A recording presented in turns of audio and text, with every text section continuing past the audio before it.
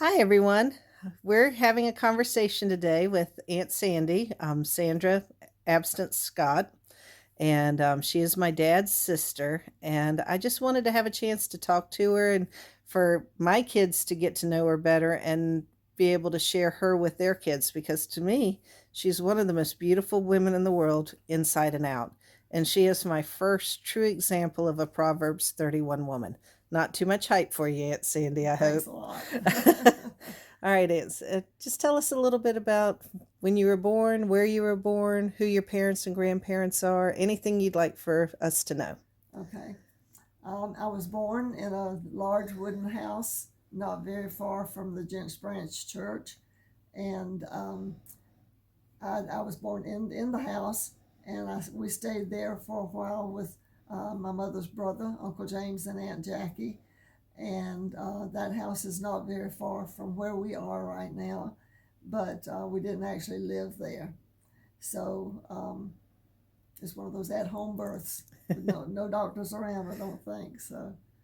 What day were you born? April 29, 1941. So you're going to be how old this month? I don't know. I can't subtract that fast. All right. So it's 2019. So yeah, that's pretty significant Getting close. years. Yeah. Yeah. All right. Go ahead.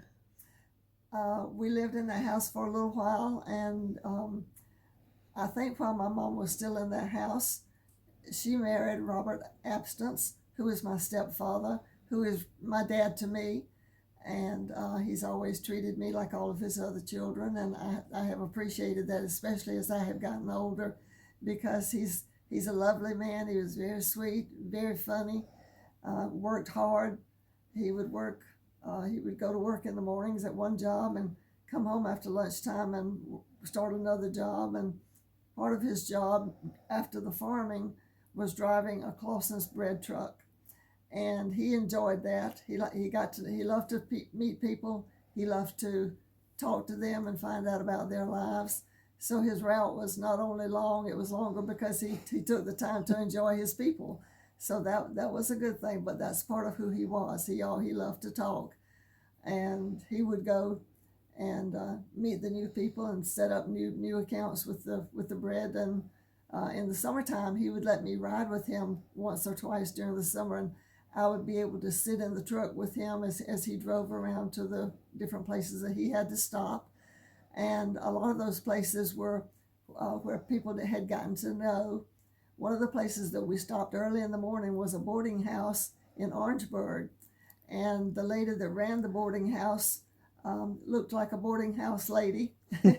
She was very sweet, but she was a little bit large, but she always made a lot of daddy, and she wanted to know about his family and she wanted to talk about them. But she would have usually grits and bacon and sliced tomatoes. My daddy loved sliced tomatoes in the morning for breakfast, and she always had those handy for him because she knew he would eat them when he got there. So she loved to take the responsibility of making sure he was fed for the rest of the day. When we left there, we went to a lot of the stores to put the bread out. I thought that was a lot of fun. I was a little girl of probably about 10 by this time, and I thought I was so big and so important. But he took good care of me, and we would stop and get a Coca-Cola somewhere and enjoy it. As time went on, he would let me help him count the money, and he would show me how to put all the dimes together and all the quarters and the nickels and the pennies and add them up. And he would trust me to go through the book and mark what he had left at the different stores. And so I tried to make sure that I had the count right because he liked very precise. So if it wasn't right, I knew he would say, "You need to count that again. You need to count that again." So he wanted to make sure that it was all jam up. And then at the end of the day, we would come back to the warehouse, and he would count everything on the bread truck to see if what we had taken out was accounted for, and the old bread that we had taken in was also accounted for because it was not accounted to him Mm-hmm. if the old bread was returned. So we had to make sure that all of that was done. And then in the evenings, the guys would all get together and Most of the time, their families would be waiting for them when they got back to the warehouse, and they would talk and see what kind of day they had had. So I got to know a lot of the families of Denmark just by working there, because many of the men from the area did work at Clausen's. Okay. And you met somebody very important there, didn't you? As I grew up, I met a young man named Johnny Scott. He and his brother, in the afternoons, they would take the boxes that the bread had come in, and they would have to line them up and stack them up and make sure that they were ready for the bread truck, the major bread truck that came in on the van during the night, and somebody had to be there to help them to unload that. And so they did some of that. They did a lot of stacking and making sure that it was ready to go. But Johnny Scott turned out to be the love of my life. I truly have to say that I spent many hours at the bread place watching Johnny, because I could see where he was. I was in the car with my brother and sister, but I was watching Johnny. And of course, he tells me now that he showed out a little to make sure I was seeing his best side. So I got to know him a little better, and of course, we didn't get married until after I got out of school. But it was a fun courtship. How did he ask you to marry him? I don't think I've ever heard this. Well, he was in Oklahoma because he was in the Air Force, and I was here, and he came home one summer, and he had his best friend come with him. In fact, Johnny didn't have a car, but this boy did have a car, and so this young man picked up Johnny, and they came out to my house together to see if I would go out on a date with him. Well, I wasn't dating very much at that time, but my aunt and I were shelling peas. Is this Papa? This was Papa. Okay. This was Aunt Laura, my dad's sister. And so as we were shelling the peas, he asked me if I would go on a date with him. And I told him I would have to ask my mother. And of course, my mother was at work. But my Aunt Laura said, I'll shell peas for you. You can go with him. Well, this was going to be a daytime date because we were just going to go visit his brother who had recently gotten married. And so she said, you go, I'll shell peas. So I went and got ready, and we went to Barnwell to visit his brother-in-law and sister-in-law. And so we had a good time, but we didn't stay a long time. But then we came back home, and he asked me if I would go out on a real date with him, and so we did. We went to a movie in Orangeburg. So we didn't go very far. Do you remember what you saw, by any chance? It may take me a while, but okay. That's okay. I do remember the movie, but it'll take a while. Okay, that's all right. That's all right. Seems like it was The Spirit of St. Louis, but I'm not sure about that. Interesting. But yeah, we had a good day. All right. So did he ask you while he was home on leave, or did that just come about later? He was home on leave, and then he had asked Walter O'Rea, who turned out to be his best man at our wedding also.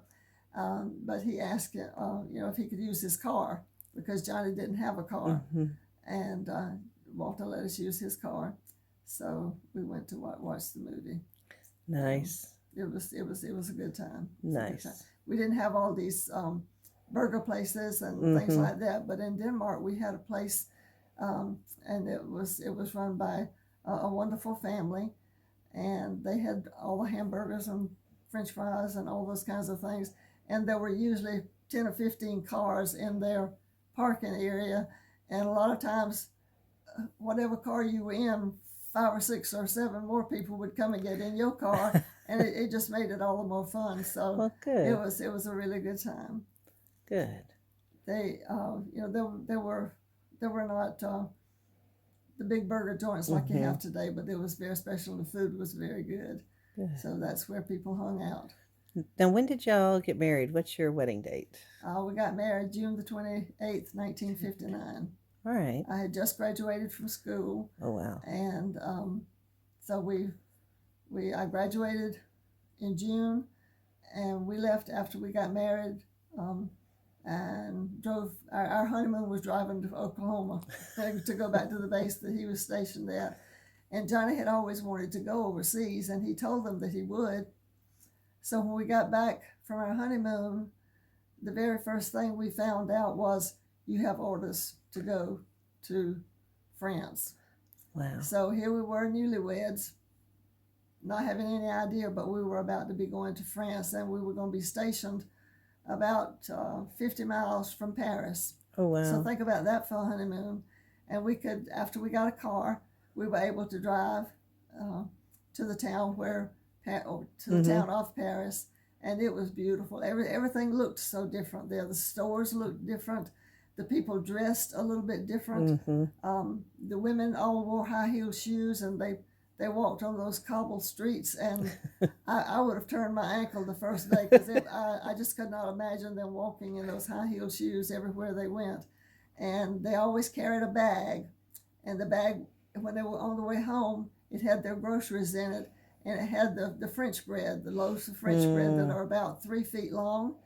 No wrapping on it, no paper on it, no nothing. They would just stick it in this mesh bag along with any other cans of food or something that they had picked up. And so it was just odd to me, because my bread came in a wrapper. so I had never seen anything like a loaf of bread that just hung out.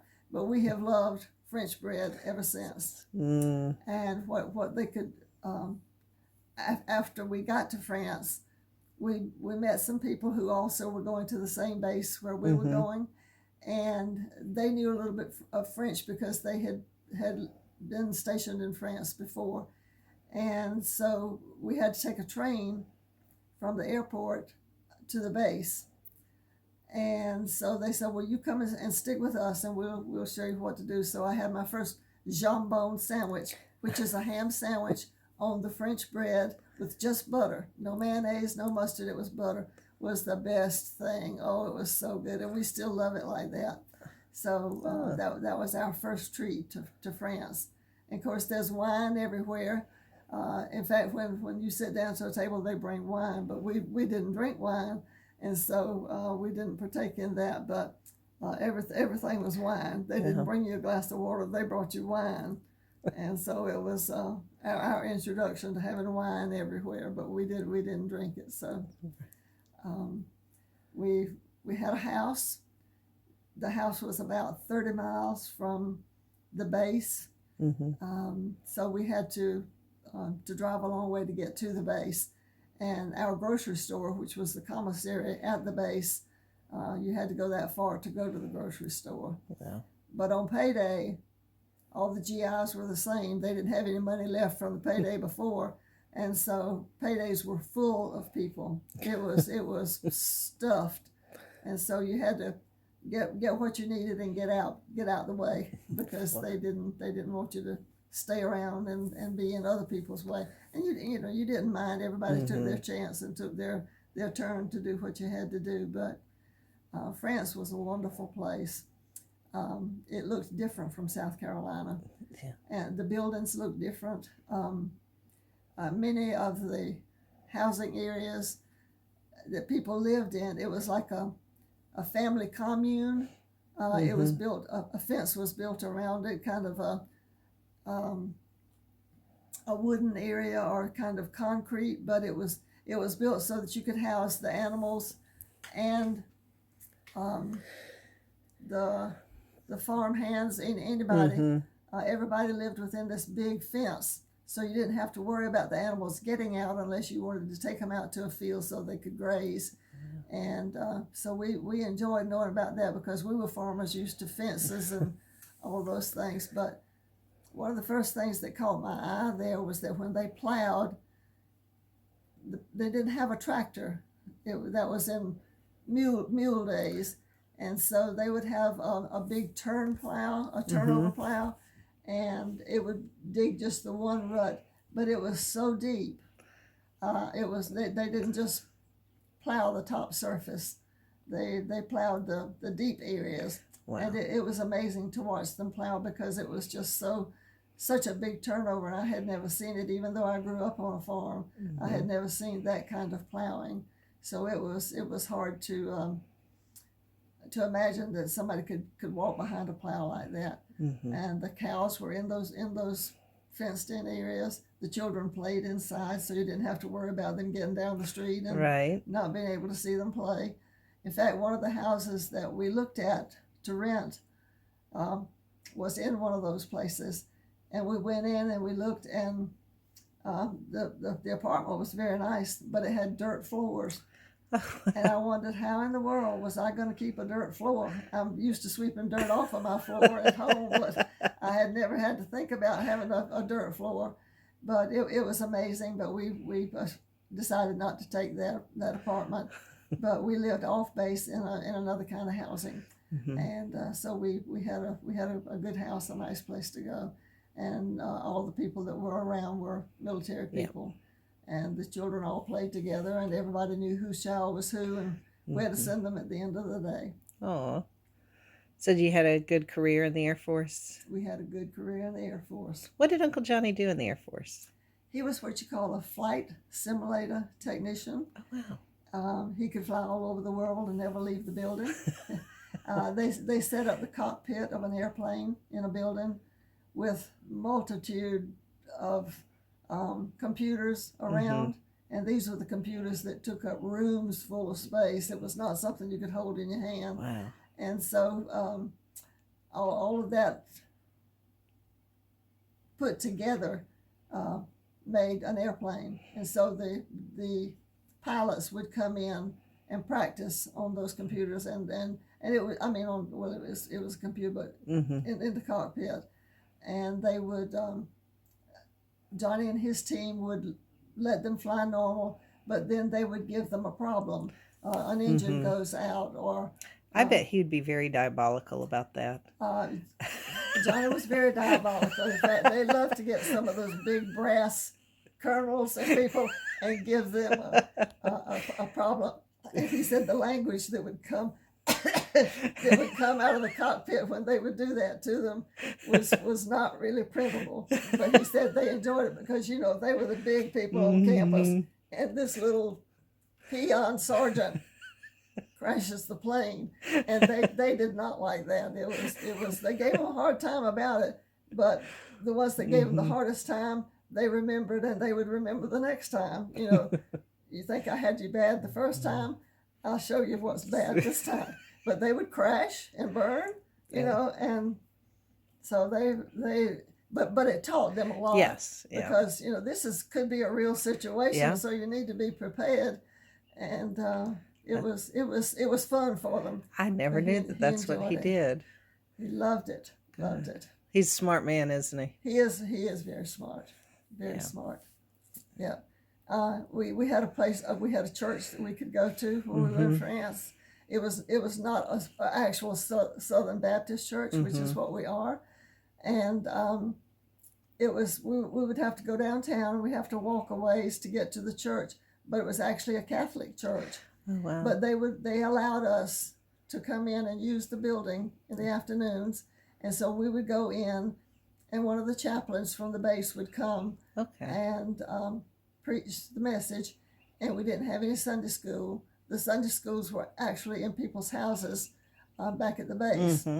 This little town was not very far from the base, but we were very thankful that they would let us use it and allow us to come in. And I think we had our own church books, our own song books, and then on other nights of the week, it seems to me it was Thursday night, we had Sunday school. Oh, wow. in different people's houses. The fourth grade would be in this room, or the adults would be in this house, and somebody else would be down the street somewhere else.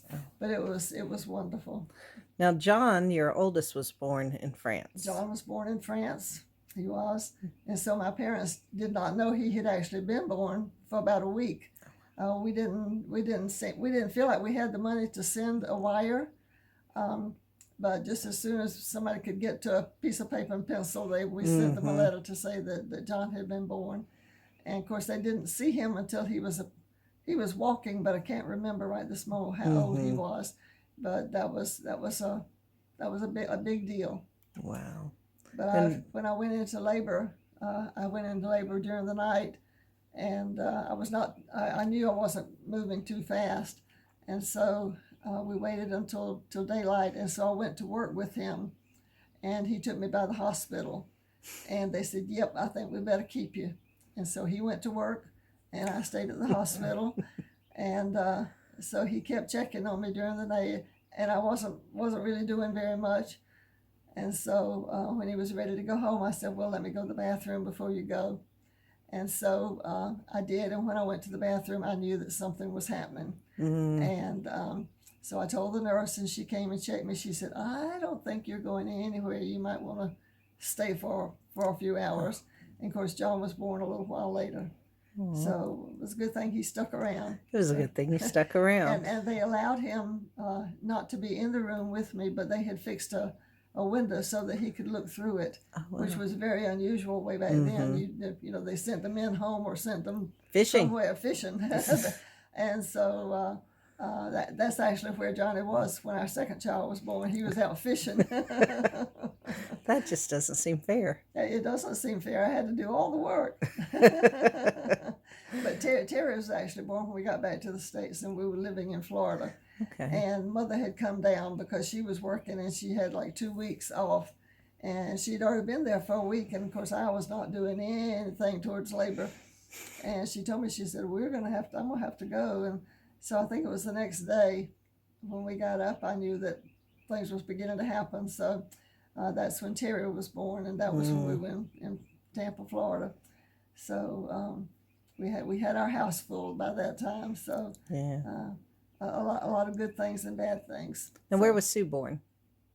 Suzanne was actually born in Orangeburg. Okay. Because Johnny had orders to go to Puerto Rico, and they wouldn't let me go to Puerto Rico, and so because I was too far along in my pregnancy to fly, and so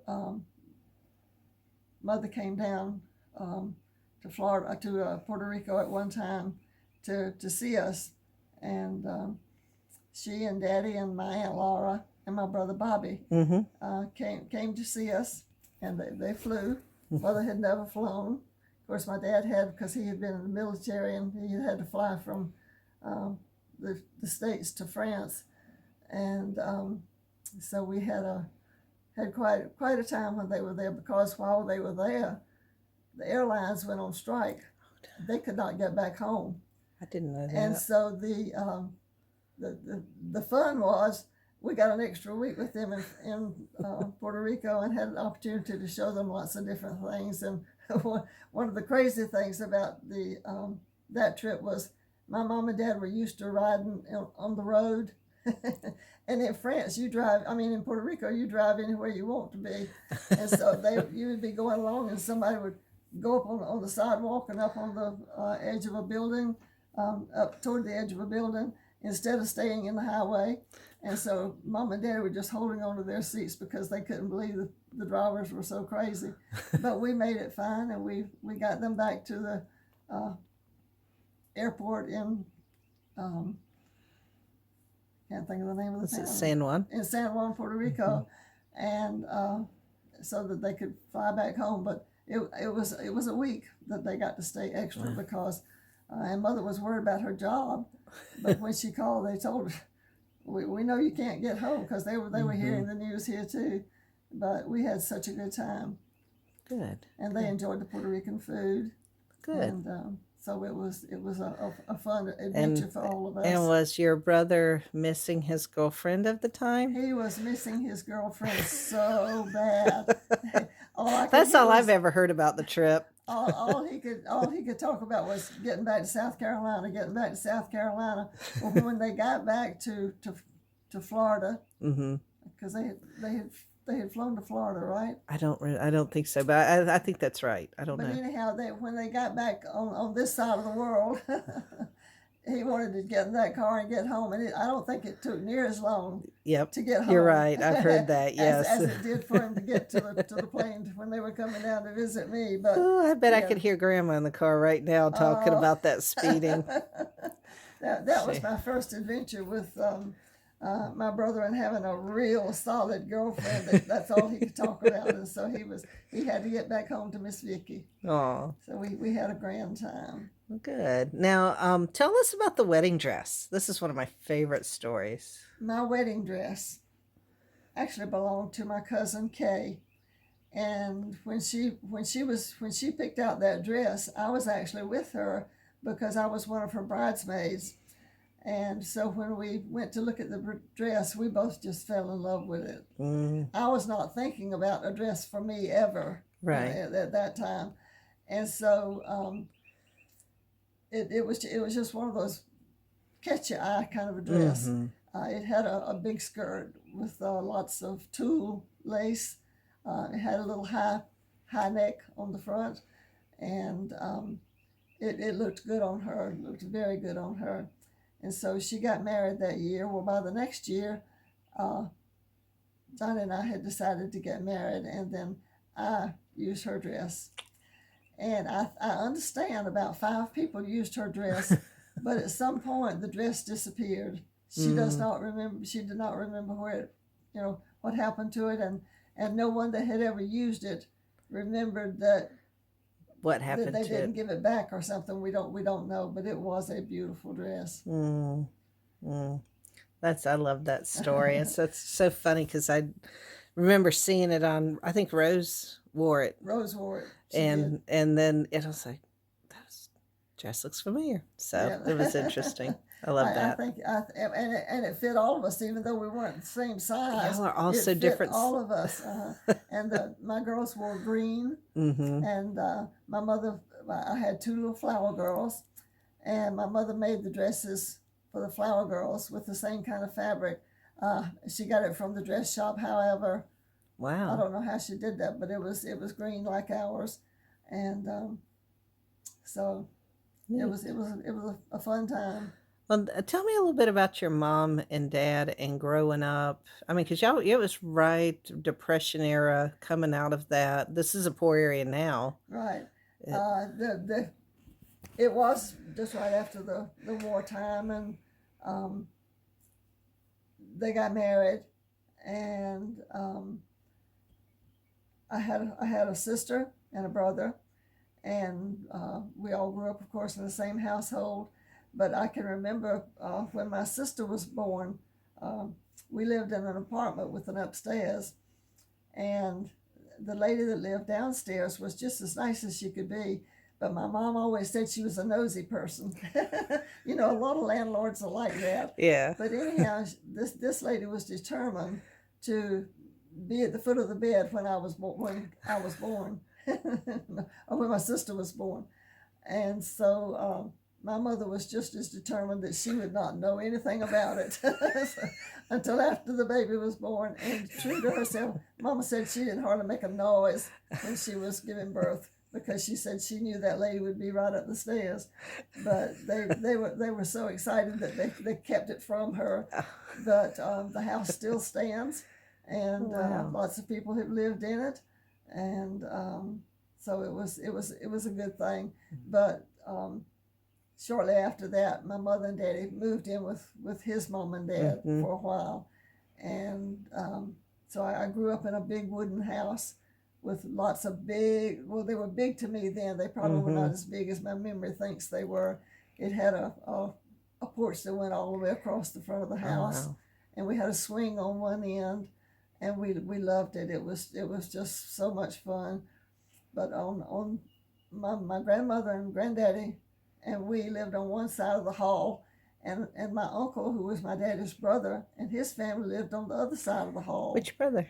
Uncle Lionel. Okay. And Aunt Rosa, and Goldie. I think must have been born during that time, but it was a big wooden house. You could have built 2 houses out of it probably, because it was so. In my memory, it was so big. It might not have been as big as I think it was. So they weren't living here at the farm then? Yes, they were living here at the farm in the old house, in the original house. Okay. Yes. All right. All right. Yes, the one that was torn down, and a Okay. lot of the wood that was used in the new house that Mom and Dad built came out of the old house. Okay. So So they were using reclaimed wood before it was a thing. That's right. When Uncle Bill tore the house down, Mm-hmm. he kept every board and everything that he could possibly think he might have a use for, and that went in part of part of it went into Mm-hmm. the flooring, and Mm-hmm. part of it went into the walls. And we didn't actually use any of the tongue and groove wood Mm-hmm. for the walls of the new structure, but it's in that house somewhere. It Wow. is, because it was not, you used all kinds of wood for the inside Mm-hmm. stuff, and so we had there was plenty of wood to choose from, but it was amazing. I remember when they were building the house that mom and dad had, and the time came to put the flooring in, and mother wanted the what they were calling them the new wood floors. Um, that was the kind that you had to wax and you Oh. had to polish, and it was the wood just fit together. And my Mm-hmm. uncle was very meticulous about the wood, so they brought the big pallets of wood to use for the flooring. And my mother and my aunt, Lib, she was um, she was Bill's wife. They had to separate the wood. And so my uncle wanted the best wood in this pile, Mm-hmm. and the next best wood in this pile, and the worst wood in this pile. Okay, the best wood was to be used in the living room, in the dining room, where People people, would be. company would Mm-hmm. be. The next wood was used in the bedrooms, and it was still beautiful. There wasn't Mm-hmm. anything wrong with it. And then the worst pieces of wood went into the closets and places that would not be seen. And he was very meticulous about it. So when they got these 3 piles of wood going, he said, "Now I want you to go back through it, and I want the very best in this pile. So go back through it, and if there's any spots on it, I don't want it in the house, not in the Yeah. living room." And so each pile changed along the way, but he was very meticulous about it, and he wanted the best woods in the Mm-hmm. living room. So I he got know. his wish. I know Granddaddy was always really proud of how well built that house was, and he would always talk about it being square and plumb and. Oh, he worked very diligently about Mm-hmm. that. Probably was the very first house that he actually built. And of Ah. course, it was built with used materials. Mm-hmm. But when it came right down to it, that probably was the very first house So that he started his built, construction business. starting his construction building business, which today is a multi-million-dollar Yeah, business because his boys are still running it. it's So amazing. it was amazing. That's great. Now, tell me about some of the different people that lived with y'all during your childhood. Oh my. I think most of my family, uncles, uh, lived with us at some point. Mm-hmm. My Uncle Monk, who is actually called Owen Riley, lived with us. He had gone into the Army, and then when he got out, he came home and finished going to school. Okay. And so he lived with us. And then Uncle Bill, who built the house, lived with us for a while. And this was when we were what I call living on the river. We Okay. didn't actually live on the river, but we lived on the road, which became the highway Mm-hmm. from Bamberg County to Orangeburg County, the back way. Yep. Yep. And Old so, Charleston. uh, Old Charleston, Old Charleston Augusta. Augusta Road, Mm-hmm. I think is Mm-hmm. maybe what it is called. But we lived there for a long time. At one point, my daddy's dad and my mother's dad lived with us. Both of them at that time had deteriorated in health. Mother's daddy had had a stroke, and so he only had one good leg to walk on, but he walked with a cane. And we're not really considered a drinking family, but he loved to drink. And so my mother would get my daddy to slip him a half pint of liquor every now and then.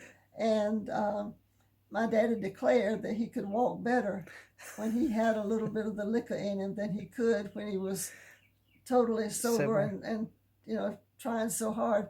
But he said for some reason he was able to walk better when he'd had a little bit to drink.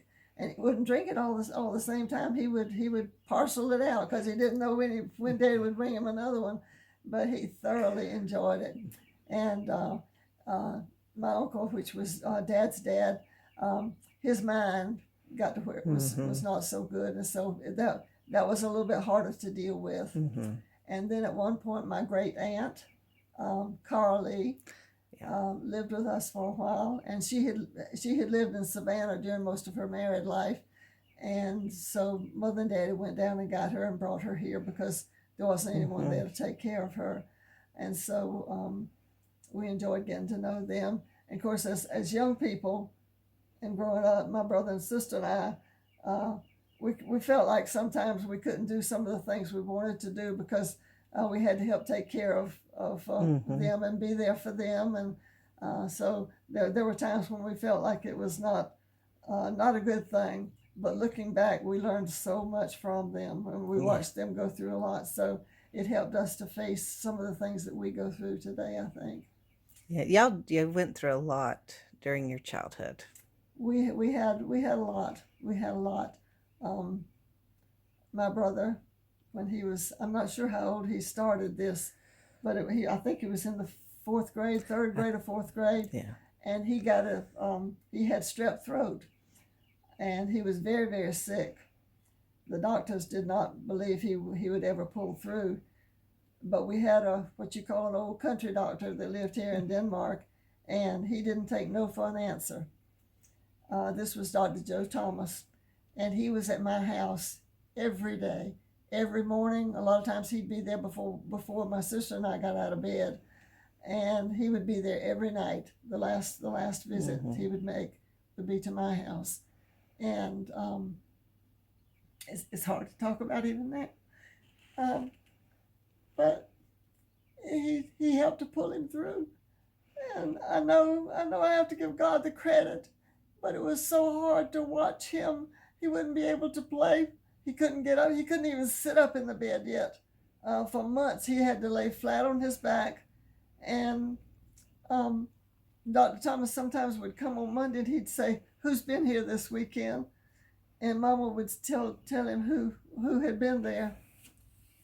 And Dr. Thomas would say, "Well, I don't think you need them here on the weekends anymore," which was somebody for my brother to play with, but what was happening was he was moving around too much, and it was making his numbers, if you will, on his charts change. And so Dr. Thomas had to put a stop on some of the ones that came to visit. But he had several that could come, and it would not change his problem at all. And so Dr. Thomas said it's okay for them to come. Well, he also was on a very strict diet, no salt at all.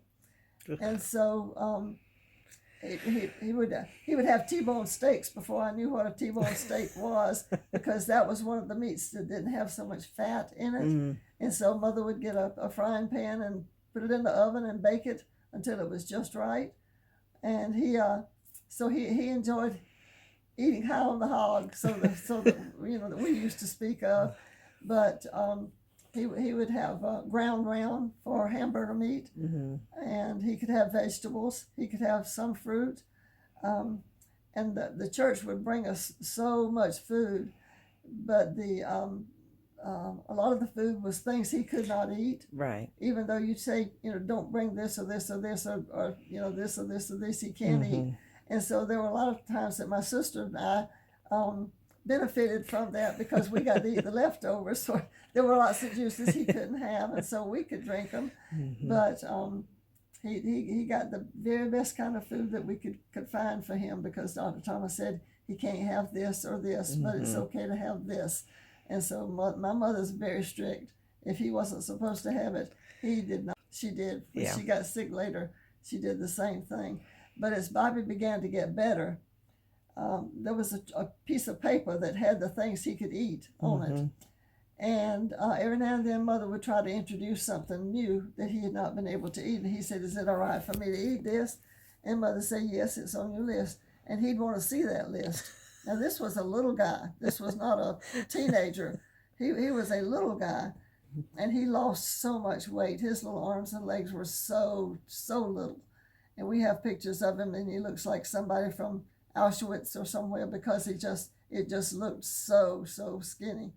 And so Mother made sure he got the right things to eat, and that it was cooked the right way. He couldn't have any salt, and then he would eat it up. He didn't have a choice. If he was going to live, he had to eat. But at one point, Dr. Thomas brought a doctor here. Um, he was going to go hunting with Dr. Thomas, but Dr. Thomas had told him about um, Bobby's problems, and so he asked him if he would go out and take a look at him. And so the doctor came in and checked him out, and the word was not good. Mm. He didn't give Dr. Thomas any hope for him living, and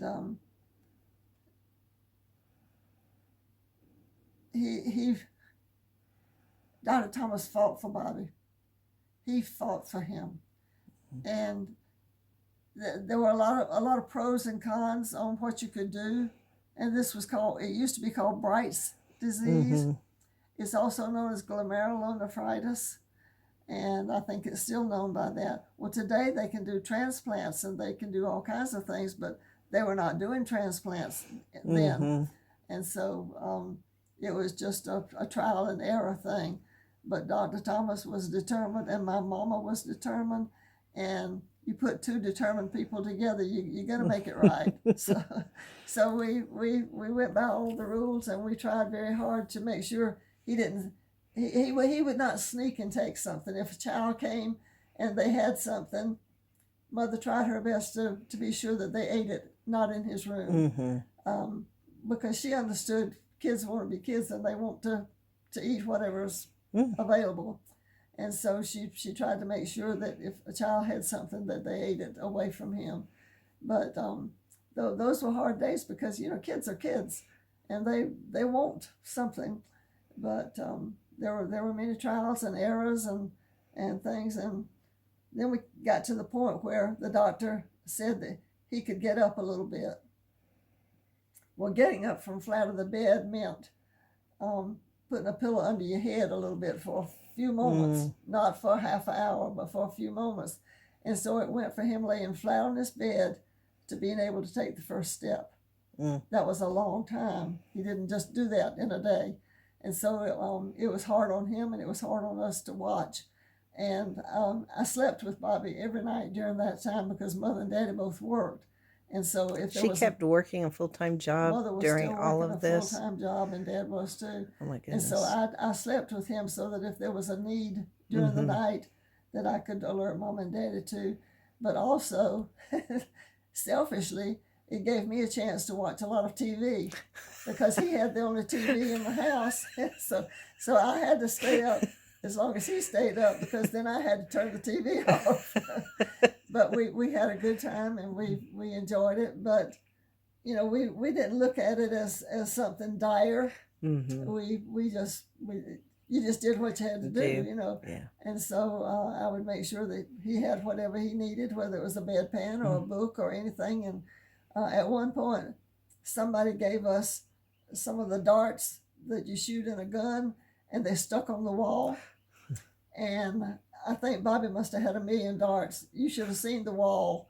The wall had little circles all over it where we had licked it, and when it went through the dart, it would stick on the wall. Well, then I had the privilege of going to pull him off the wall and taking him back to the bed so that he would have another load round. And so we had a lot of fun with that. But people brought him lots of things that he could not use, but he grew to be able to use them. And one thing was a bow and arrow. A man generously gave him what I would call a professional bow and arrow set, and he couldn't wait to try to use it. I can't remember exactly how that went, but I know that it was at the house for a long time, but I can't actually remember seeing him use it, but I'm sure he must have. But he had a lot of things good going for him, and people coming to visit was very good. But Dr. Thomas would sometimes after the weekend say, not that much company next weekend, maybe one or two, or whether it was grown-ups or children. Because some grown-ups would affect Bobby. And when I say affect, his numbers would go up. Oh, wow. And so Dr. Thomas could tell by Monday morning that there's been somebody here you don't need. And so Dr. Thomas would say, they don't need to be here on the weekends, or they don't need to be here. I bet Grandma wasn't shy about letting them know either. Mama was not shy about telling them. She would just say, you can't come right now. Yeah. or you can only stay 15 minutes, or um, he can't have that, whatever. It could have been Mm-hmm. a juice, it could have been a fruit, or it could have been something else. And so she put her toes down. And I think I've got a brother today because she and Dr. Thomas were so stringent. Mm-hmm. And Dr. Thomas was convinced if he played by the rules, he could pull him through, and he proved that right. Oh, wow. He proved it. And he right. was young then. He was a young doctor. This was his first doctorship was in Denmark. Mm-hmm. He was fresh out of school, and or as far as I know, this was the first. But he moved in and has been here until just a few years ago when he passed away. And he was a doctor until in good standing, probably until his last year of life. Mm-hmm. I can't remember how close to his death Mm-hmm. he was able to actually. I know he kept hunting for a while because Trip, my brother, was able to fix it so he could still go out and hunt a little. He made sure he could get to the stand. Mm-hmm. But Doc Thomas was as determined as anybody could have ever been on pulling the patient through. So we were very fortunate. I know that the Lord had his hands on him and on Bobby, because we know from science today there was no way that Bobby should have made it. Yeah. No way at all. But Dr. Thomas wouldn't take no for an answer. So he kept struggling. But we're not that far from town. Mm-hmm. But every day, morning and night, he was at my house. Yeah. First thing in the morning and the last thing at night. So, Mom and Dad never forgot that. Mm. Yeah. And Dr. Thomas appreciated Daddy so much because they became big buddies through the years. And Daddy would let him come hunting anytime, and he could bring anybody he wanted to. And they both loved the horses too. And they both loved horses. Mm-hmm. They both loved horses. And Dr. Thomas's boys loved horses. And as they were growing up, Daddy would get them and let them come out and ride the horses. So. And he was picky about who rode his horses. Oh, yes. Oh, yes. The best horseman in the world Daddy could have turned down because he knew they would mistreat him. In fact, my dad had a friend, and he thought he knew everything about horses, and my daddy knew he didn't know about horses. And so he was going to show Daddy something one time, but it was what you would call abuse today. Yeah. And Daddy told him that was enough. I don't think he ever let them have him anymore. If he was here, he could, but he couldn't just come out here and ride him because Daddy was not going to let anybody mistreat his horses. No. Now Daddy would make the horses mine. He would make sure that they would do what he told them to do. But if he saw anybody else abusing a horse, you're out of the gate. Yeah. No, not going to put up with that. So, yeah, he loved his animals. The cats. He loved his animals. The barn cats. The barn cats. We had chicken. We had pigs when I was little, and we were living on the river, and we had a large heater in the middle of the house, and we'd get up in the mornings in the wintertime, and we'd get to the heat because it was so much warmer in the middle of the house. And so we would go and hurry and get to that heater before we got cold. And because like today you have central air, it's warm everywhere, it's cold everywhere in the summertime. But then you had to run to the heater. And a lot of times Mother would put us in the bed, and she would put a big blanket on top of the heater. And she'd say, well, okay, go get in the bed. And she'd cover us up with a warm blanket. Oh, wow. It was toasty warm. Nothing ever felt so good. It was just so nice to be able to have all that warmth. And we slept, the three of us, in a bed for years, until Bobby got sick, and then I had to sleep with him, and then my sister slept in another room. But we got in a lot of trouble. Bobby and my sister used to get in the most trouble, and they would they would do all kinds of things when my sister got big enough to cook. One time she was making pecan pie, and it didn't work. I don't know what she did wrong, because by that time I was married, but she threw it to the hogs. Well, she made another one. I think she ended up making 3 pecan pies that day, and all of them, they just didn't work. And so she threw them to the hogs, and I don't think she ever did get one that was just right. But Daddy says, you can't feed my hogs these pecan pies. He said, they don't need all that. So he fussed at her a little bit, but she'd have done it again because she was very bullheaded and strong-willed. So if she'd have wanted to do another one, she could have. So um, she was very smart. She was um, very entertaining. She could play the piano well, and as she grew up, she wanted to go to a what they used to call a finishing school, which was a girls' school that Mm-hmm. showed you how to be an executive secretary and all those kinds of things. And so when she graduated, she went to a school in Atlanta called Patricia Gale, and it was what we call a finishing Yep. school. You learned all the do's and don'ts and how to take care of an executive um, Right. room of people and giving you orders and all that. But of course, she did not live to see that success. She did go a year, and she also had glomerulonephritis, which was the kidney disease. And the year before she passed away, uh, we came home for Christmas, and Mama called me aside and she said that my sister probably would not see the next Christmas. And it was hard, but we all knew that God knew best, and so we had to accept it. But I had to go back to New Jersey because that's where we were living at the time.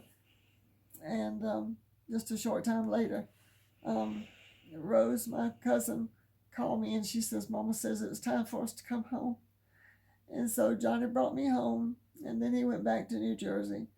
And it wasn't very long after that that she started going downhill really bad. But this was in 19. I can't remember. I can't remember what the year was. About 62. It was the same year that President Kennedy died, and so we came home, and I stayed with mom and dad until she passed away. But that was hard. That was hard. I was so young, and um, I already had two of our children by that time.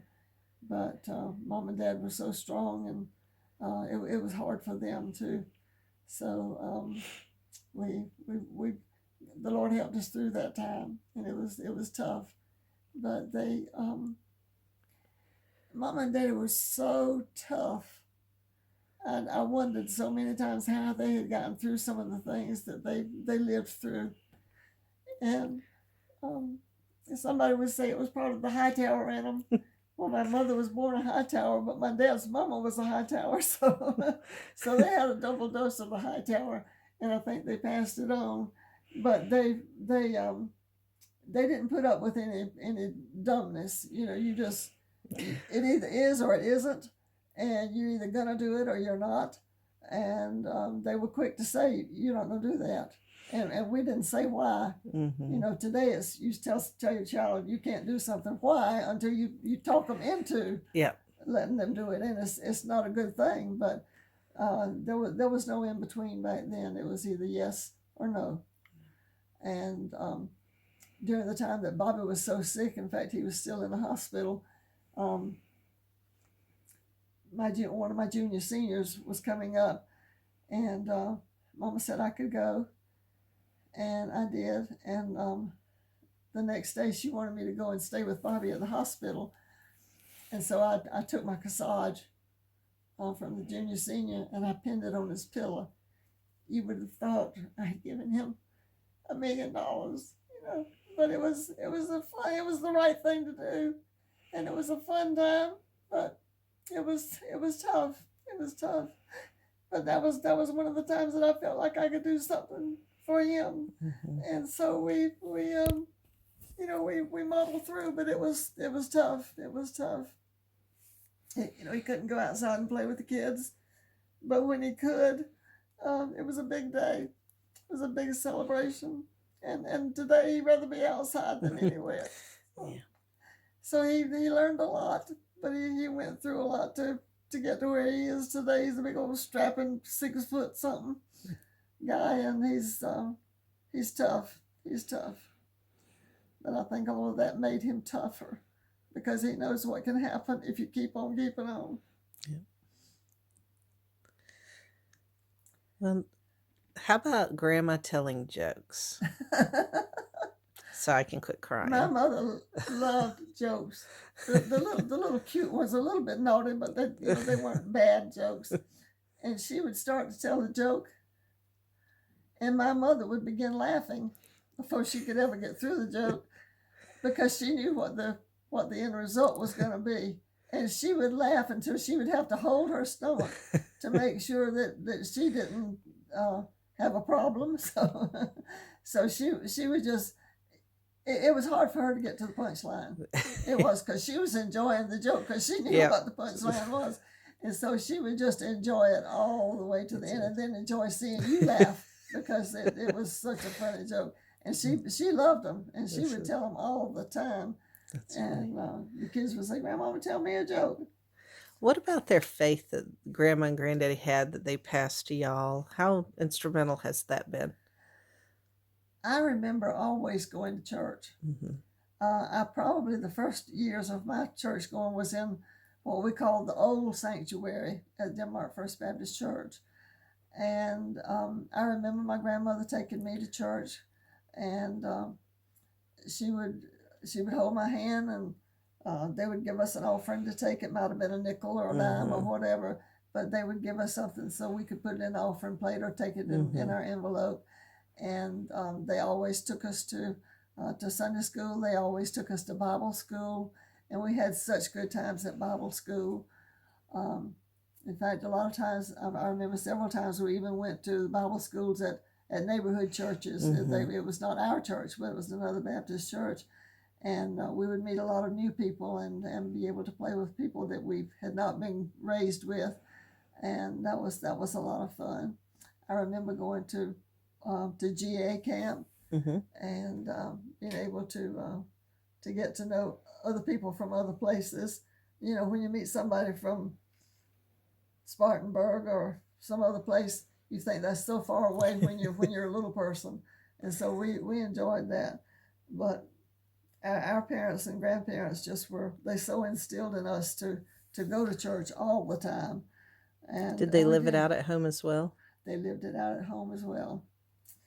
They lived it out through um, punishment. You know, they believed that in punishment Mm-hmm. for things that you did that you were not supposed to do, and you know most of the things we do that we're not supposed to do, we know we're not supposed to do them, Right. but we still try to sneak them by our parents, but you know parents are smarter than we think they are.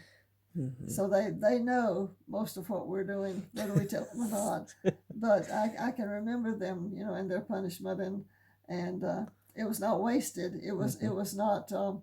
They didn't hold it back, but they told you this is not a good thing, and if you do it, you will be punished. And so, um, Who was the disciplinarian?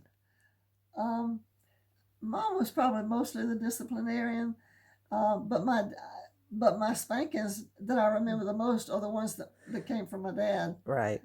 because those were for the things you really weren't supposed to do. And so you know they they didn't beat us, Yeah. but they spanked us. And of course, we thought we were being beat to death, but you know they didn't use a stick. Mm-hmm. They used a little what they call a keen switch. We had a hedge that grew at the house, and it had a long what mother called a keen switch. And by the end, you could hardly even see it. It was so thin, but it would pop a mark on you in a hurry. And I remember one time when I was little, um, my I can't remember who was in the water. I think my sister was drinking from a spigot in the yard, and she was holding her head up underneath the spigot to get some water. And my brother was doing the same thing at times, but mother had told him not to do that. And so there was a woman helping us, and my mother said to her, she said, "Go out there and get me a switch." And my sister said, "And get me one too."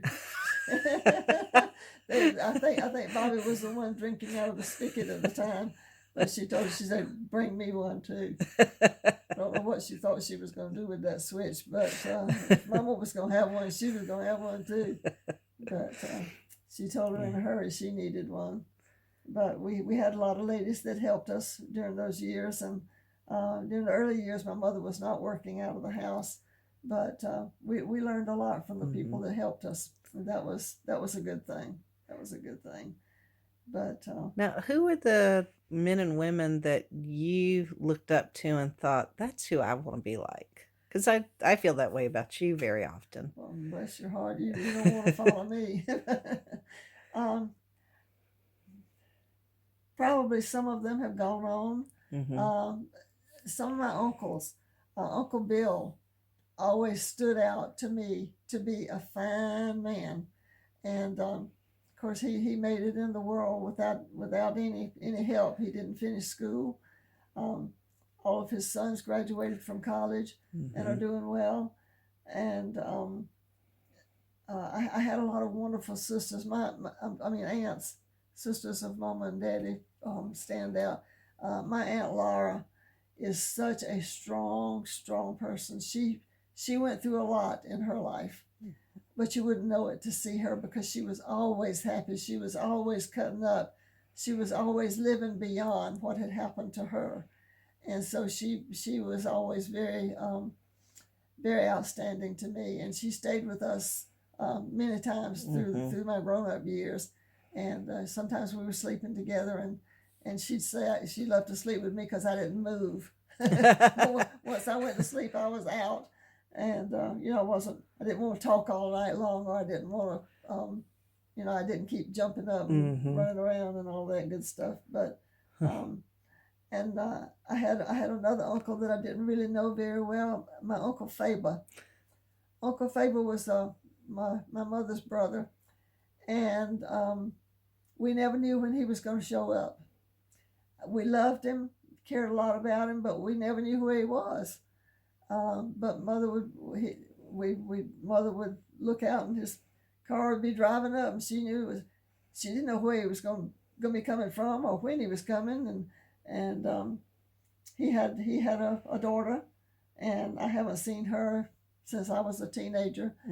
But he loved his family, he loved his people. But many of my mother's brothers were um, people who loved to drink. Mm. I'm sorry, that's Yeah. just the way it was. They had wonderful families. They took care of their families, but there were a few that they would get drunk and they'd be drunk for a week, and that was very hard on their families. But they survived. They probably made them stronger, but it was something that we didn't have in our house. And But and that was the reason why that was they. probably the reason why. And I know one time when I guess I was grown, and mother got some wine from somebody The or somewhere. rum. Huh? Was it the rum? Was it wrong? And she wanted to put it on the fruit cake. She rum balls. Rum She made balls. Oh these yes, she rum made rum balls. balls too. Oh my goodness. Yeah, and you could smell them when you walked in the room. You could smell those rum The only balls. time alcohol was served at a Thanksgiving or Christmas. Yeah, but the thing was to put it on the fruit cake, and Yeah. so she had gotten some from somebody, and she did it. And I don't think we ever finished that fruit cake. Okay. It was Yeah. it was just way too much, and you couldn't eat very much of it, or you'd be reeling and rocking. So, Hmm. but it was my mom and daddy did not have it in the house. Yeah. They did not drink it. Now they did allow my uncle to have it, and daddy would get him a bottle of it, but daddy declared as long as he lived that my granddad walked better when he had a few drinks. Whether he Yeah. did or not, I can't really actually remember. So, what would you look back? Well, first of all, where did you learn to make cakes and sew? Oh my gosh, your cakes were so delicious and Oh, beautiful. well, thank you. I always cooked with Mama. Hmm. And at one point, Mother would make birthday cakes for children in town. I didn't And know I guess that. the ladies that she worked with, and you could go to the dime store and buy a little sheet of uh, decorations, and they were made of sugar, and I can't think of the Oh yeah. word, like parallels Mm-hmm. Mm-hmm. or something, Mm-hmm. and you could just peel them off and stick them on the cake. And I remember there were little circle ones, and you could put them on the cake. And you put the candle in that little circle, And so Mother would decorate the cakes like that. But then later on, she came across one of the little plungers that you push Icing the through. icing through, and it would go through the heads to make different shapes. And so she got one of those, and she started a little bit of decorating. Mm-hmm. Well, I didn't think anything about it. That was her thing. She did it. And so when I was in the military, there were all kinds of classes and stuff that people would have, and somebody would come and teach it for a day. And so at one point, that somebody was doing something about a cake decorating. I said, "Well, I think I'd like to do that." My children were little. I thought I could make their birthday cakes and all that. And so I went to the classes, and I liked it. I thought it was so much fun. But we started out just with a piece of wax paper. Right. We didn't have a cake. And then we got to a cake. And I thought I did pretty good. In fact, I got first place. But, I wasn't thinking about going into doing anything. Yeah. And a friend of mine and I were packing apples at an apple shed when we lived in New Hampshire. And so we decided that we could do something else. That was hard work, and we did it every year for a couple of years, and we loved it. But in the meantime, I had learned about cake decorating. Well, one of the girls that I was packing apples with, I guess I had been running my mouth and talking about decorating the cake. Well, her daughter was getting married, and she wanted to know if I could make a wedding cake, and I said, I don't think so. She said, yes, you can. If you can make a birthday cake, you can make a wedding cake. She says, it's just 3 cakes stacked on top of each other. I said, I had never put a cake together, had never seen a cake being put together with the stilts and all that good stuff. And so she talked me into it.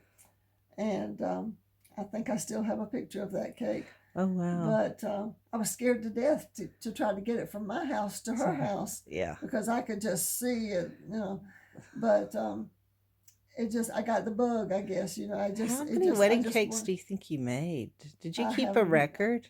Not exactly, but I got pictures of most of them. Oh, wow. But yes, I've made gigantic ones from... Mine was one of my favorites that you made, by the way. That's gorgeous. The one with the basket weave on the side and the flowers. I love that cake. I made that cake about 3 times, I think, but for different people. But I love that basket weave. But I have no idea. I have no idea. But I enjoyed every one of them, and I never lost one. But I always took enough icing.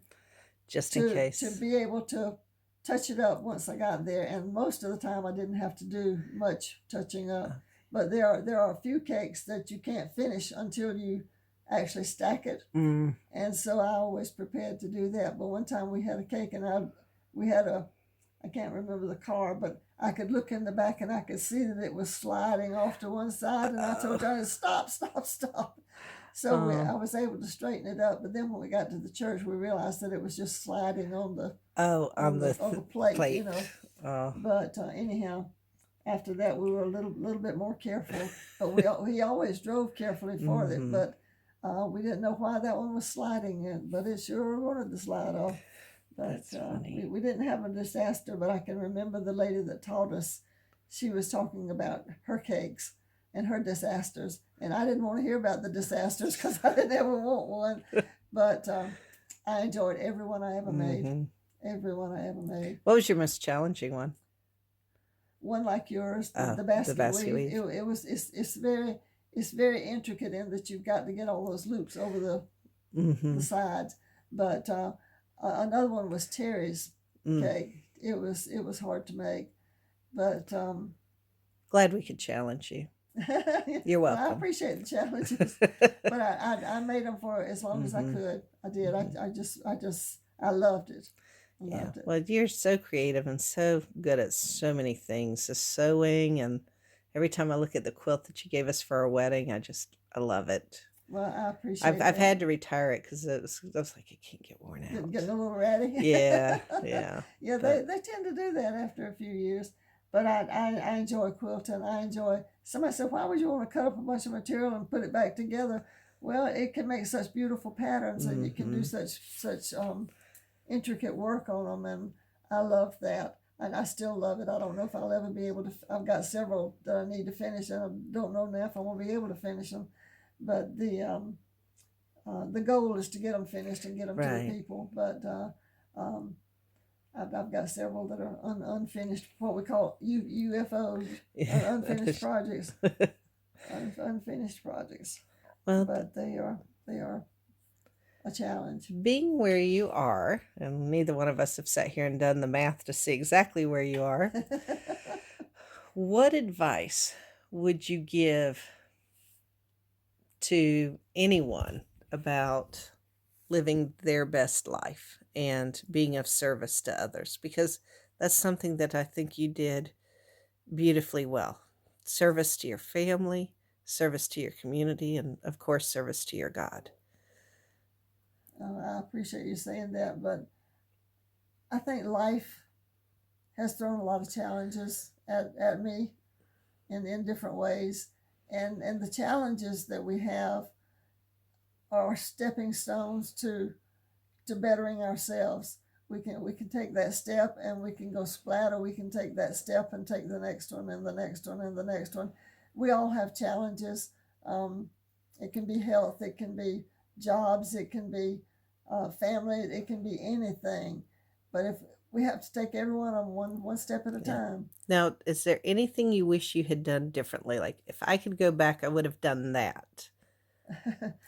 Johnny and I have talked about um, we would love to go back to France Mm, because that was our first away from home right. experience, and that was like a all of a sudden you didn't have any choice because Uncle Sam was Hmm. sending us, and so we thought, hey, yeah, great, we're newly married, we can go and do this, and we didn't have any money, but we enjoyed France. We could get in the car, and as long as we had gas, we could go just riding, Hmm. and to us the experience was riding and seeing houses that didn't look like the ones in South Carolina, and Hmm. seeing animals inside the pen where you played, and because it was all built around that one concrete Yeah. wall, and it was a challenge.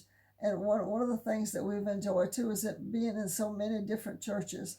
They were all Baptist churches, but every church group and every pastor is very different, and you learn from every one of Hmm. them, even though you're not learning at the time sometimes. You learn challenges in every one of them because people come from different backgrounds, they have different thoughts, they have different plans for life.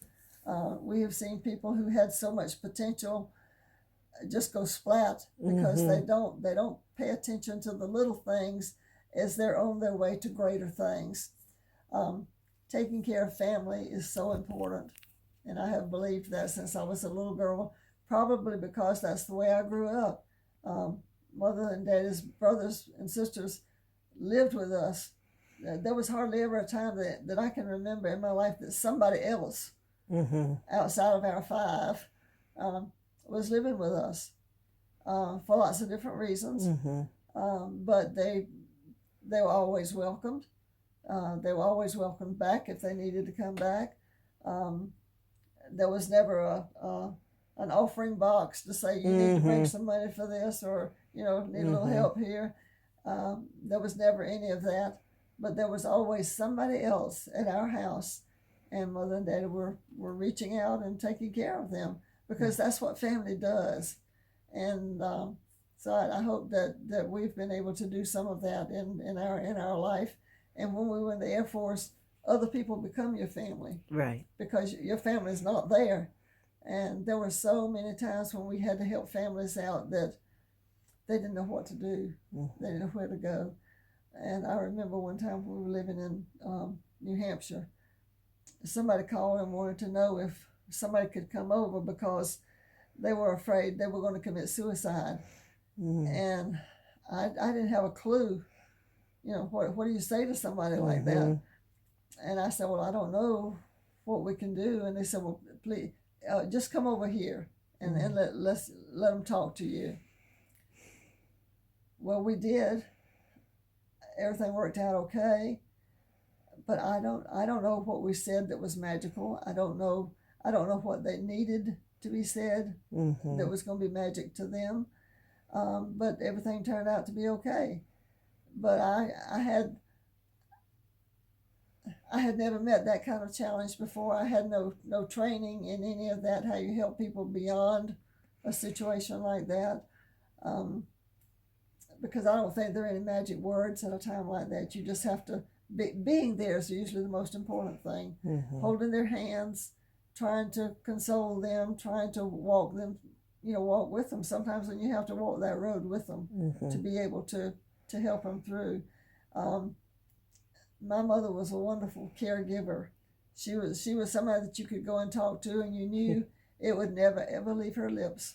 And Never, she was going to tell you ever. straight. And she was going to tell you straight. She wasn't going to put butter and sugar on it. It was absolutely straight. In fact, to the point that it hurt. Yeah. A lot of times you wanted to say, I didn't want that.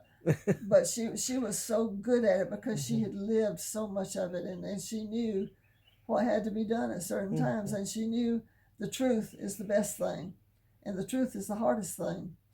But you have to live your life and do what's right and do what you know God would want you to do. And that's why it's so important, I think, to keep our children in church. Go ourselves. Go with them. Don't send them. Go with them. And it's so hard today because there are thousands of things your children would rather do than to be in church. And being in church is the most important thing. Our churches are going down. Our church in town is going down because we're not staying true to the word. We're not getting our children to church. We're not going with them to church, and we're not being involved in church. And I think our numbers are showing all over the Southern Baptist Convention. Churches are just not as strong as they used to be because church used to be the only thing. You see, church is not the only thing kids can do today. They can go to ball games, or they can go have ball practice. It used to be you never had a practice for anything on any kind of time when Sunday was going on, whether it was a Wednesday night service or any other time. There was no baseball practice at that time. Now baseball practice is when church is going on.